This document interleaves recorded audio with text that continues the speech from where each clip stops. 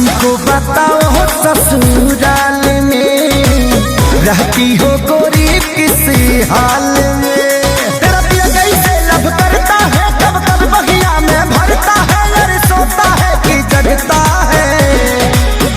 कमरिया कमरिया कमरिया छुए तो करंट बड़े लगता है। कमरिया छुए तो करंट बड़े लगता है। कमरिया छुए तो करंट बड़े लगता है। कमरिया छुए तो करंट बड़े लगता है।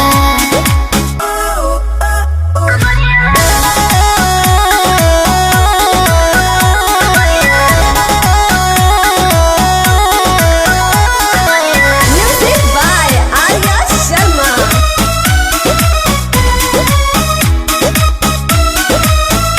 राज दिल का खोलो, बात हमसे बोलो, और क्या क्या घटना घटता है जब पिया पजीरा सटता है?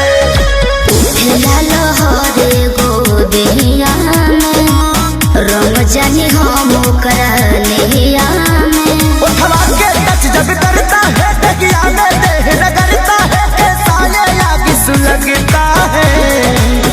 कमरिया कमरिया कमरिया छुए तो करंट बड़े लगता है। कमरिया छुए तो करंट बड़े लगता है। कमरिया छुए तो करंट बड़े लगता है। कमरिया छुए तो करंट बड़े लगता है।